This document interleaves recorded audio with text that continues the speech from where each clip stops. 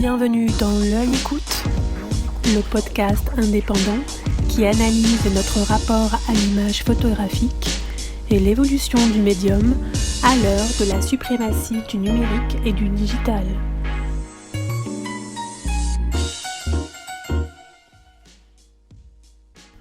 Lors du premier volet de L'œil écoute consacré à Sylvie Hugues, vous l'avez entendu évoquer la programmation du Festival du Regard, qui se déroulera finalement jusqu'à fin décembre à Cergy-Pontoise.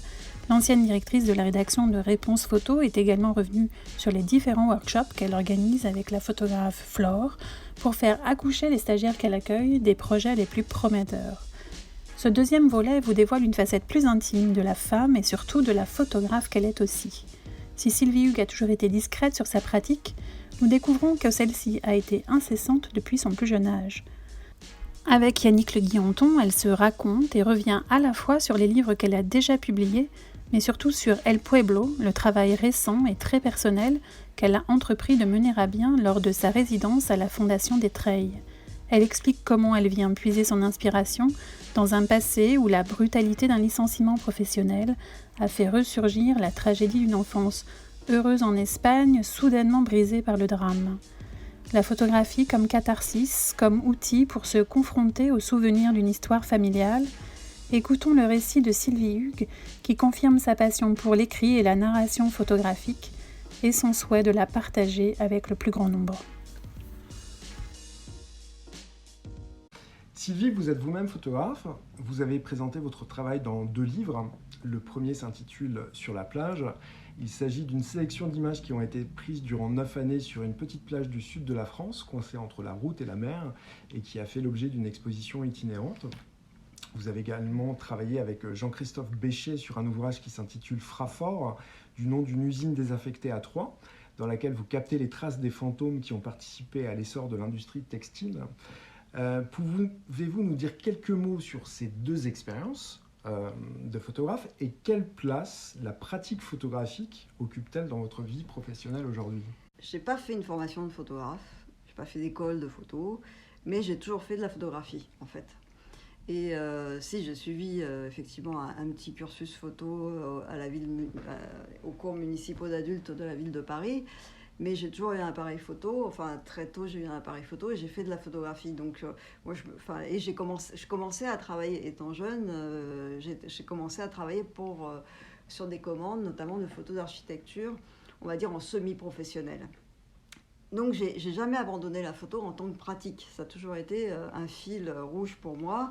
Et c'est vrai que mes nombreuses activités me laissent peu de temps, néanmoins, je continue à pratiquer la photographie. Et notamment sur la plage. Donc sur la plage, c'était vraiment un travail très personnel, puisque je me retrouvais à l'époque du magazine. Comme je disais, il y avait 14 numéros par an, donc j'avais très peu de vacances. Et j'étais obligée de partir la première semaine d'août, la pire. Et mon fils aime beaucoup la mer, et moi aussi.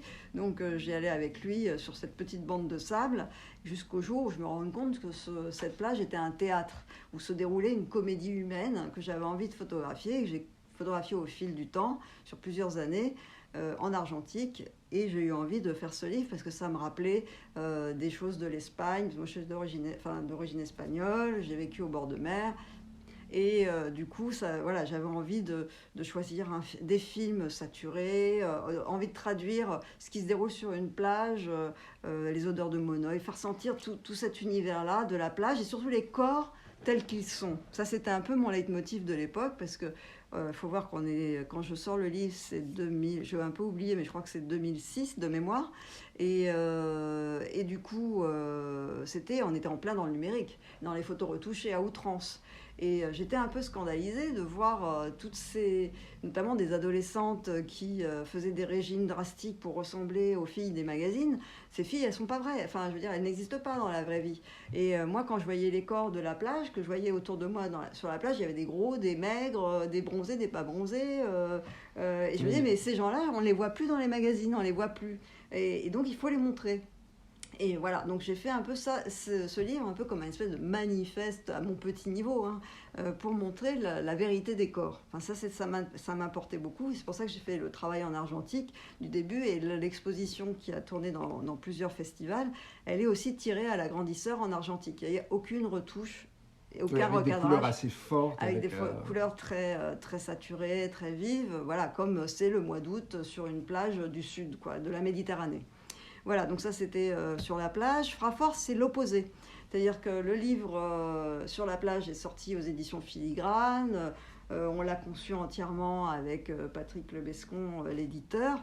Et à l'inverse, Fraffort, c'était une commande, puisque ça a été fait sur une usine, l'ancienne usine Babygros, qui faisait les pyjamas à mailles extensibles, qui a vécu, au travers de cette usine, j'ai eu envie de raconter l'histoire de la désindustrialisation en France, parce que c'est dans la région de Troyes, qui était à une époque une région très prospère au niveau de la bonneterie, du textile, comme le Nord, et qui a subi ce qu'on subit dans d'autres domaines, plein d'usines, c'est-à-dire que c'était d'abord familial, c'est pour ça que ça s'appelle Fraffort, parce que c'était la famille Frankfurter. Et la famille a vendu à des Américains. Les Américains ont vu les lignes de budget, se sont dit si on délocalise en Chine, ça coûtera moins cher, on gagnera plus d'argent. Total, ils ont licencié et puis est arrivée une concurrence énorme. Ils ont plus fait le poids et puis ils ont fermé. Donc au travers de cette usine, ça racontait un peu une autre histoire et moi j'aime bien ça. Et donc en fait j'ai mis en scène, et là j'ai travaillé au moyen format, autant sur la plage j'avais travaillé au compact argentique avec un appareil discret, parce que forcément quand on photographie des gens sur la plage, il ne faut pas arriver avec un gros zoom, un gros appareil photo. Autant là pour Fraffort, on savait que le livre serait grand, s'il est de grande taille. Là j'ai choisi le moyen format, argentique toujours, et j'ai trouvé sur place des affiches publicitaires de la grande époque de Babygros que j'ai mis en scène. Donc autant sur la plage, il n'y a aucune intervention de ma part, c'est vraiment la réalité brute, je veux dire, c'est cadré, oui, évidemment. C'est un amas de chair, d'ailleurs, en fait, parfois on a du mal à comprendre dans quel sens il faut regarder l'image. C'est ça, et la différence, Fraffort, c'est au contraire de la mise en scène, puisque avec ces affiches publicitaires qui dataient de la grande époque de la bonneterie de cette usine, je les ai trimballées dans les lieux qui sont complètement, qui sont en décrépitude totale, avec des peintures lézardées, des déchets au sol.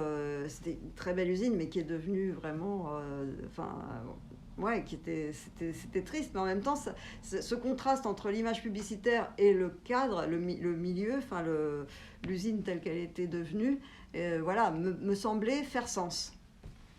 Alors on va reparler de votre pratique photographique, puisque vous nous disiez qu'à l'époque du magazine Réponse Photo, vous aviez peu de temps. Vous venez de remporter, aux côtés de Marmette Kilito et de Jean-François Spressigo, une résidence photographique à la Fondation des Treilles, donc en tant qu'artiste, en tant que photographe. Vous menez actuellement un projet autobiographique qui s'intitule El Pueblo, qui fait référence à votre histoire, une histoire hors norme et douloureuse. J'imagine que vous avez longtemps réfléchi avant de raviver ce passé. Est-ce que le fait de mettre des mots et des images sur votre histoire, ça permet de la mettre à distance et de tourner la page ? Et si vous le voulez bien, est-ce que vous pouvez nous dire quelques mots justement de cette histoire ? De toute façon, maintenant que je suis une des 3 lauréates, l'histoire a été dévoilée. Alors c'est vrai que sur le moment, j'ai eu un petit instant de panique où je me suis dit mais pourquoi c'est assez compliqué d'en parler. En même temps, je peux très bien en parler. De toute façon, j'y travaille actuellement, donc c'est sûr. Alors, l'histoire, c'est mon histoire. C'est quand je nais en France, ma mère est d'origine espagnole, mes parents divorcent et ma mère vient vivre en Espagne, se remarie avec un monsieur espagnol qui est policier et qui va la tuer, en fait. On va vivre 6 ans ensemble en Espagne, au bord de la mer. C'est 6 années très heureuses de ma vie, vraiment. C'est peut-être les plus belles années de ma vie, d'une certaine manière. Dans l'insouciance de l'enfance, de 6 à 12 ans, jusqu'au jour où le drame tombe et cet homme avec qui je vivais, qui était un peu mon papa d'adoption, puisque mon père, je le voyais plus ou très peu, va tuer ma mère. Voilà, donc c'est sur cette histoire que je reviens, puisqu'en fait, à partir de là, je vais devoir quitter l'Espagne, rentrer en France, vivre avec mon père qui a refait sa vie, avec une nouvelle famille, une nouvelle femme, il a eu des enfants, et qui, voilà, où je suis clairement l'élément perturbateur, donc de 12 à 18 ans, et à 18 ans, je vais partir, parce que c'était clairement, on n'était pas, c'est pas possible. Voilà, on cohabitait, mais plutôt mal. Mais bon, bref. Donc, il se trouve qu'en 2014, il y a eu un événement tragique dans ma vie, c'est-à-dire que je suis licenciée de façon très brutale après 23 ans de sacrifice, parce que je travaillais le week-end, je travaillais le soir et tout ça à Réponse Photo. Donc, je suis licenciée de Réponse Photo brutalement du jour au lendemain. Et cette brutalité, en fait, et la façon dont ça se passe, me replonge dans ce que j'ai vécu en Espagne, c'est-à-dire où, pareil, j'étais en voyage, il se trouve que j'ai en voyage à Lourdes, en plus, puisque à l'époque, il faut se resituer ce que c'était l'Espagne. L'Espagne franquiste. Hein, c'était la fin du franquisme et le début d'une autre période, puisqu'on est... mais bon, c'était quand même une Espagne catholique. Il faut voir ça. Alors c'est difficile de se projeter parce que l'Espagne a énormément évolué, mais c'est impressionnant d'ailleurs le bond qu'ils ont pu faire. Mais à cette époque-là, voilà, c'est une Espagne catholique avec cette chape de plomb de la religion. Et donc quand je reviens de l'excursion qu'on fait, du voyage qu'on fait avec l'école, le voyage de fin d'année avec l'école à Lourdes, j'apprends que ma mère est morte, que je ne vais plus jamais la revoir. Et je ne vais plus jamais revoir mon appartement, mes amis. Et je suis projetée de nouveau en France, dans une famille que je connais à peine, dans un pays que j'ai connu petite, mais voilà, où je dois réapprendre le français, etc. Donc c'est compliqué. Donc voilà, ce licenciement m'a reprojeté là-dedans et je me suis dit, bon, il n'y a pas à tortiller, il faut absolument que je me confronte à ce passé une bonne fois pour toutes et que j'y retourne, que je retourne sur place, que je revoie, que je rencontre les gens, les acteurs, les protagonistes de cette histoire. Et donc vous n'aviez pas mis les pieds en Espagne en fait depuis cet événement. Si, j'y étais retournée, mais de façon très épisodique et pas forcément dans ce coin-là. Mais très peu, en définitive, très très peu, alors que vraiment c'est très rapide, c'est très facile d'y aller. Hein, donc, mais parce qu'il y avait toujours une appréhension en moi. Et j'ai toujours cultivé pour l'Espagne un amour particulier. Voilà, donc en fait, il y a une partie dans... L'idée, c'est de faire un livre autour de cette histoire. Et si j'ai participé au Treil à cette résidence-là, et ça sera la seule à laquelle je postulerai, c'est aussi parce que je me rendais compte que depuis fin 2014 et mon licenciement, dans ma nouvelle vie qui n'est plus, ma nouvelle vie professionnelle, qui n'est plus une vie de salarié avec d'une certaine manière, même si c'était pas routinier, mais voilà, oui, une espèce de rythme qui s'était établi. Ma nouvelle vie professionnelle, elle est faite de 10 boulots différents. Donc, enfin, j'exagère, mais voilà, les photos masterclass, le festival, les articles que je peux continuer à écrire, notamment pour le monde de la photo aussi, ça on n'en a pas parlé, mais bon, je fais beaucoup d'activités différentes. Et de ce fait, mais aussi pour remplir ma vie, hein, Réponse Photo a tellement été... c'était mon bébé, Réponse Photo, et on me l'a enlevé, et ça a été hyper violent. Donc il a fallu remplir, et puis bon, il faut bien vivre, hein, parce que le chômage, ça ne dure pas éternellement. Donc j'ai accepté un peu tout ce qui est venu, et comme je fais tout avec passion, voilà. Et donc je me disais, mais jamais je vais pouvoir faire ce livre, je vais jamais y arriver, parce que il y a une partie photographie, donc... La seule chose que j'ai gardée de ces 6 ans passés en Espagne, où, quand je suis rentrée en France, en fait, j'ai tout perdu. J'ai les biens matériels, les amis, etc. Et je n'ai conservé que 2 albums de famille. C'est à partir de ces albums de famille que je travaille, mais je fais aussi des photographies sur place des lieux et des gens que je vais rencontrer. Et il y a aussi toute une partie de texte, d'écriture. Et pour écrire et pour plonger dans pour me replonger dans cette histoire, j'ai besoin de calme, de disponibilité. Et en parlant avec des amis, ils m'ont tous dit, mais pourquoi tu ne tentes pas la résidence des Treilles qui a trait au monde méditerranéen? Et je me suis dit, oui, effectivement, une résidence, ça serait l'idéal, parce que voilà, au moins je serais pendant 1 mois isolée du monde d'une certaine manière, et je ne ferais que travailler sur ce projet-là. Donc c'est ce que permet une résidence. Je ne sais pas si les personnes qui écoutent le podcast savent ce que c'est. C'est quelque chose qui se développe de plus en plus, les résidences d'artistes, les résidences de photographes, des résidences d'écrivains. Les écrivains passent beaucoup par des résidences, justement parce que ça les permet de s'isoler et d'être en phase avec eux-mêmes, disponibles à eux-mêmes pour l'écriture. Donc je suis heureuse d'avoir gagné et maintenant de pouvoir vraiment travailler. J'espère que le livre, parce que le but c'est d'en faire un livre, pourra sortir fin 2021. D'accord. Donc, dans cette Fondation des Traits, justement, vous avez un accès à une importante bibliothèque pour mener vos recherches. Sachant que vos images ont été éditées dans des livres, que vous travaillez actuellement sur un projet de livre, vous venez de nous en parler, que dans le cadre du Festival du Regard, vous rendez un hommage à Robert Frank et à Bernard Plossu, dont les images ont été publiées dans des livres mythiques. J'aimerais savoir quelle place il occupe dans votre vie personnelle, professionnelle, et comment vous définiriez surtout son importance dans le monde de la photo, puisque vous nous avez dit...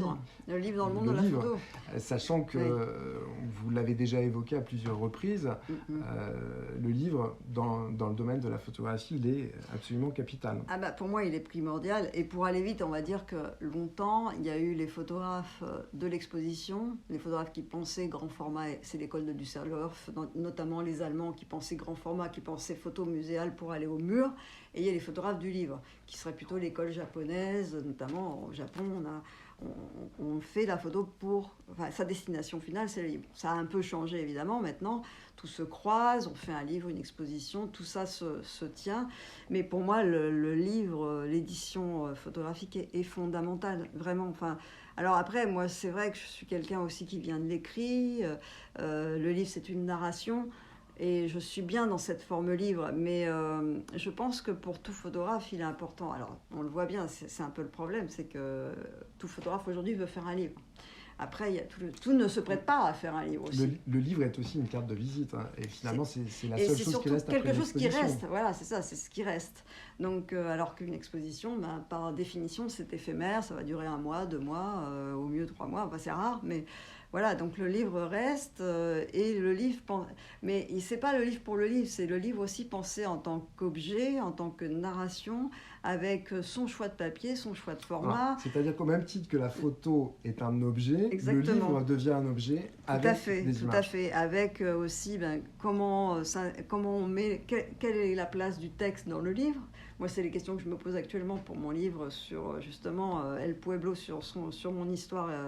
espagnol, tout ça, c'est des questions qui se posent, c'est très complexe, mais quand un livre est réussi, mais c'est merveilleux. Puis un livre, moi je reprends très souvent des livres, c'est quelque chose, je vis avec des livres en fait. Ils sont là, ils sont au mur, j'ai une grande bibliothèque, donc je les reprends, j'aime les feuilleter, j'aime l'odeur du papier, j'aime le toucher, c'est sensuel, un livre, c'est beau, quoi. Enfin, voilà, ça me touche. Et pour moi, c'est vraiment important parce que ça pose dans la carrière d'un photographe, ça pose c'est une pose, mais c'est aussi une pierre. Voilà, c'est une pierre à l'édifice de l'œuvre d'un photographe. Et je pense qu'une carrière de photographe aujourd'hui se construit livre après livre. Mais bon, je ne veux pas faire de généralité parce qu'il y a plein de cas différents. Il y a des photographes qui vont préférer l'installation, la vidéo, etc. Je ne porte pas de jugement. Mais pour moi, je suis beaucoup plus sensible au livre qu'au reste. Bon, c'est comme ça. Je vais maintenant vous poser une question, Sylvie, qui fait référence à l'une de vos multiples activités. Vous travaillez donc pour une galerie, qui est la galerie Camera Obscura, qui se trouve dans le 14e arrondissement. Parmi les grandes figures qui sont représentées par la galerie, citons Sarah Moon, Paolo Reversi, Bernard Plossu ou Denis Bria.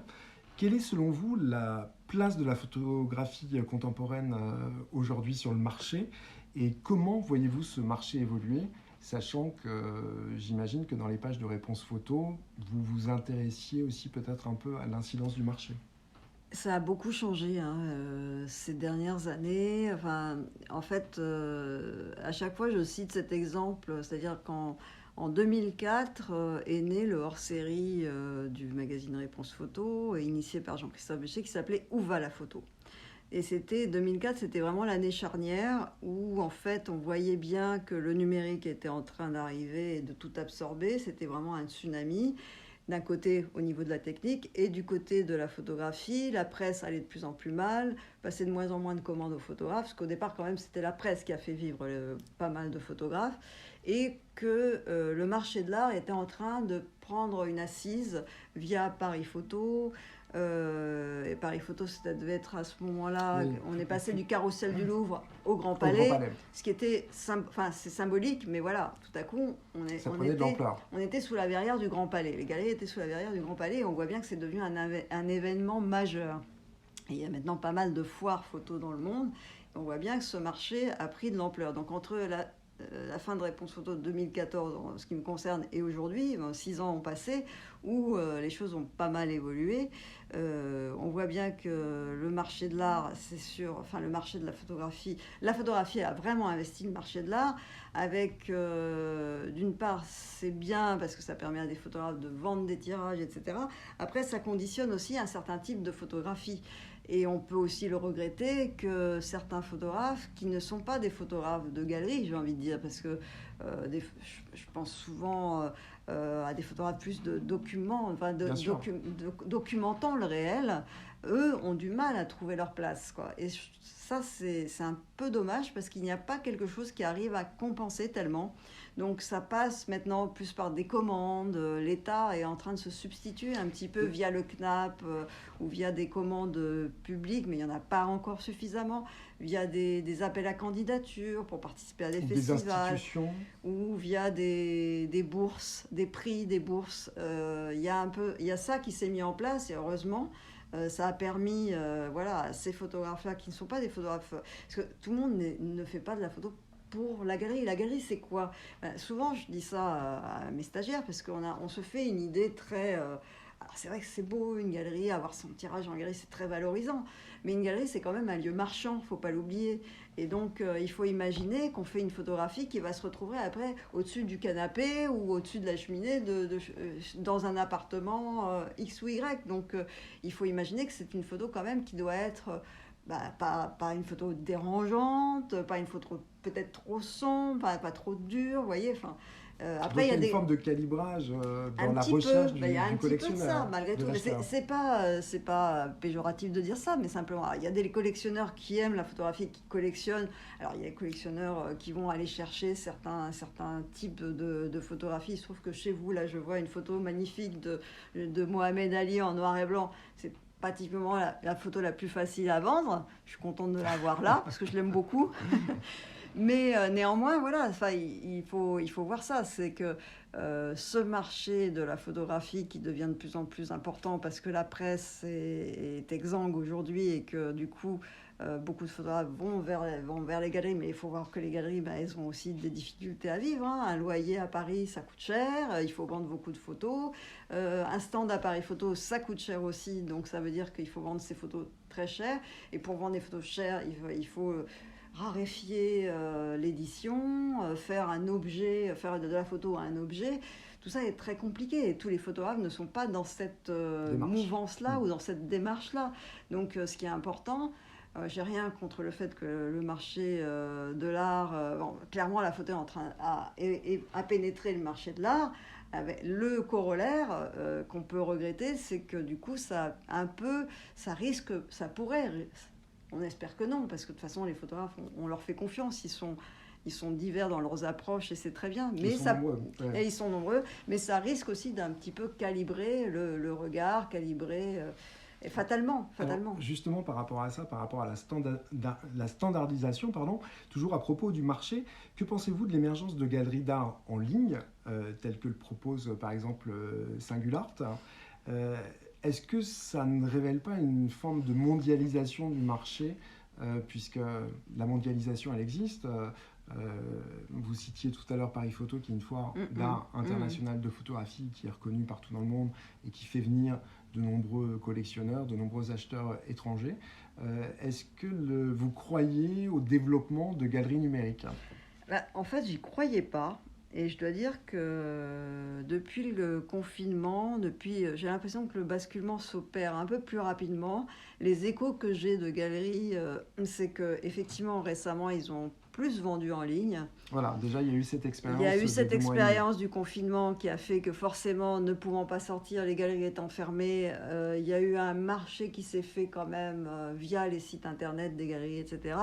Pour autant, d'abord, je ne pense pas que ça puisse se substituer, ça c'est clair. Je pense qu'il y aura toujours besoin de voir physiquement une œuvre, d'une rencontre avec un galeriste. Donc on revient justement à l'objet charnel, oui, au rapport avec tout à fait. Moi, c'est vrai que c'est un peu mon credo, alors je le ressors mais, dans chaque question que vous posez, mais cela dit, je le vois bien quand je travaille à la Galerie Camera Obscura, je vois bien l'émotion que peuvent ressentir les visiteurs à la vue d'un beau tirage de Sarah Moon, ou d'un petit tirage de Masao Yamamoto, c'est des petits bijoux, ou d'un daguerréotype de Takashi Hara, et c'est quelque chose de tellement fort, et ça ne peut pas passer via Internet. D'abord, la matière photographique, elle ne passe pas forcément bien une fois l'œuvre photographiée, et encore faut-il que ça soit bien fait. Il y a certainement un marché qui va se développer de vente en ligne pour certains photographes, certains artistes. Pour autant, ça ne va pas complètement substituer le besoin du contact physique avec l'œuvre. J'en suis persuadée.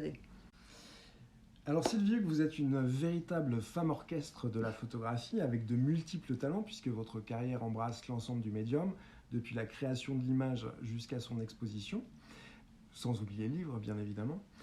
Pour terminer notre entretien, j'aimerais savoir quels sont les traits communs de toutes vos expériences, au-delà du fait bien entendu qu'elles servent la photographie. Qu'est-ce qui vous apporte le plus de satisfaction sur le plan personnel ? Je crois que c'est à chaque fois quand l'œuvre, soit que je présente ou que je réalise, rencontre un public ou une personne. Je veux dire, exemple, en fait, finalement, oui, c'est un trait commun, j'y avais jamais pensé, mais votre question est très bien formulée. C'est-à-dire que rien ne me fait plus plaisir que quand on monte. Le montage du festival, c'est un boulot énorme. Il faut voir que là, on investit une poste, on va monter les cloisons, on va choisir la couleur de la peinture, on va avoir des doutes terribles, on va faire un peu d'encadrement aussi, parce qu'avec notre budget, on est obligé de faire aussi un petit peu d'encadrement, des choses comme ça. Bref, tout ça pour dire que quand on fait les visites commentées avec le public et qu'on voit que ce soit un public non initié, qui est ému par une œuvre, où on sent qu'il sort avec une vraie satisfaction d'avoir vu des choses, d'avoir compris des choses, ou d'avoir sa culture qui s'est un petit peu élargie et sa vision de la photographie qui s'est développée, ça c'est une énorme satisfaction. Que ce soit un public d'enfants, d'adolescents, d'adultes, ça je trouve ça extraordinaire. Moi j'adore ça, quoi. De la même manière, quand je donne cette photo masterclass avec Flore et Adriane Claret, notre satisfaction, elle est énorme. C'est extrêmement gratifiant de voir un de nos stagiaires pouvoir accomplir ce pourquoi il était venu, faire un livre, ou être pris dans un festival, ou pouvoir être exposé dans une exposition collective, dans une galerie prestigieuse. Vous voyez, tout ça, c'est toujours la même... C'est de l'ordre de la transmission. C'est de l'ordre de la transmission, et puis c'est aussi de dire, voilà, on a l'impression quand même d'être un peu utile, quoi, de trouver sa place dans le monde. Moi, je le définis comme ça. Et de la même manière, j'espère que quand je vais faire ce livre sur El Pueblo et que mon histoire, qui est personnelle, c'est un peu prétentieux peut-être de dire ça, mais j'espère qu'elle va toucher les gens, que ça va devenir un peu universel et que chacun va pouvoir se l'approprier aussi. Voilà. Oui, au travers de mes différentes activités, que ce soit dans le milieu de la galerie, dans le milieu au travers du festival, au travers des articles que je peux écrire aussi, il y a toujours une volonté de transmission et de partager le savoir et de le rendre accessible à tous. Je dis pas ça, quand je m'entends parler, j'ai l'impression d'être extrêmement prétentieuse. C'est pas du tout le cas. Non, mais au contraire, c'est très démocratique, votre vision des choses. Tout à fait. Et c'est pour ça que moi, j'accorde beaucoup d'importance à l'explication dans les expos. Je trouve que bien souvent en France, parce que pour avoir vu des expositions aux États-Unis, je trouve qu'on est un peu pauvre par rapport à ça. Je trouve quoi, sur la médiation, sur la pédagogie? Alors pas la médiation, parce que ça se développe énormément, mais sur les cartels explicatifs, etc. Moi, je trouve que c'est important de... La photographie, c'est très particulier. Et en fait, on l'a un peu oublié. Parce que maintenant, tout le monde croit, faire de la photo avec des smartphones. Puisque, évidemment, il y a un petit appareil photo sur l'écran. Mais en fait, c'est pas de la photo, c'est de l'image. Et qu'est-ce qu'il y a derrière le mot photographie? En fait, on a un problème dans le milieu de la photographie. C'est que le même mot qualifie à la fois une image qu'on prend avec un smartphone que un magasin dans lequel le photographe est portraitiste et va photographier, va faire de la photo d'identité, qu'un photographe qui travaille sur commande. Le mot photographe, ça s'applique à plein de domaines différents. Le mot qui fait la différence, c'est peut-être le mot regard. C'est vrai, effectivement. Et c'est par le regard que ça passe, et aussi par l'éducation au regard, si je peux rebondir. Donc, toujours avec mon leitmotiv parce que je pense qu'aujourd'hui, la photo est très mal connue, en définitive. Oui, c'est assez paradoxal, parce que finalement, c'est l'image photographique, c'est celle qui est le plus diffusée, c'est le médium également le plus accessible, mais finalement, la culture photographique, la connaissance de la photographie, n'est pas si universelle. Non, et n'est pas si développée que ça, effectivement. Voilà ce que je peux dire. Rapidement, peut-être un petit mot, juste parce que vous m'avez posé une question sur le festival. J'ai oublié de citer deux personnes qui sont deux expositions auxquelles je tiens beaucoup, parce qu'on a eu la chance d'avoir les photographies inédites qu'elle n'a jamais montrées de Sabine Weiss en Laponie lors d'un reportage envoyé. Elle a été envoyée en Laponie en 1957. Et Sabine, qui est quelqu'un que j'adore profondément. Est-ce qu'il y aura justement une rencontre avec Sabine Weiss? Si elle peut venir, ça serait bien. Bon, maintenant, elle est âgée, donc elle n'est pas forcément toujours en forme. Mais pour autant, elle nous ouvre chaque année ses archives. L'année dernière, on avait montré un reportage qu'elle avait fait à Pontoise en 91. Elle ne l'avait jamais montré. Si, elle l'avait montré une fois à la FNAC en 92, mais à la FNAC de Pontoise. Et là, c'est un reportage qu'elle a fait en Laponie en 57, qui a été peut-être publié une fois, mais dans les années 60, quoi. Et qu'elle a ressorti de ses archives pour nous... Elle nous l'offre, c'est un cadeau, c'est vraiment beau, et je suis contente que le public puisse voir ça. On voit Sabine comme ça, au milieu des rennes, c'est génial. Et l'autre femme photographe auquel je voulais aussi, dont je voulais parler, puisque cette année, pour notre 5e édition, on a la chance d'avoir un partenariat avec Gare et Connexion, et nous aurons une exposition d'Anita Conti en gare de Saint-Lazare. Une femme assez extraordinaire, un peu comme Sabine Weiss, puisque Sabine Weiss est l'une des pionnières de C'est pour ça que je voulais en parler de L2 en parallèle, parce qu'il y a des choses assez approchantes, et Anita Conti, c'est une femme incroyable, quoi. C'est-à-dire, elle a vécu plus de 90 ans en allant... sur le banc des Terre-Neuvas avec les marins en pleine mer. Elle a travaillé, non seulement elle a documenté la pêche et la pêche en haute mer, mais en plus elle a travaillé elle a été la première femme océanographe française. Elle a travaillé sur la surpêche déjà à l'époque. Elle a alerté sur le risque. Donc quand vous dites à l'époque, on est à quelle époque? On est dans les années 40. C'est vraiment une pionnière, quoi. Elle est formidable et peu de gens la connaissent. Donc je suis assez contente qu'on ait pu avoir ce partenariat avec Gare et Connexion pour montrer en gare de Saint-Lazare une véritable exposition monographique sur le travail d'Anita Conti. Qui nous emmène vers la Normandie, la Bretagne. Non, et le train qui nous emmène aussi à Cergy-Pontoise. Parce qu'on peut aller à Cergy-Pontoise en RER A depuis les gares qu'on connaît du RER, mais aussi depuis la gare Saint-Lazare avec le Transilien. Voilà, à Cergy-Préfecture. On arrive direct et on est à 5 minutes de la Poste. Et donc de nos expositions. Donc Sylvie, vous favorisez finalement toutes les accessibilités pour le Festival du Regard. Tout à fait. Je vous remercie infiniment de cet entretien très complet, et donc à très bientôt à Cergy. Merci à vous, Yannick.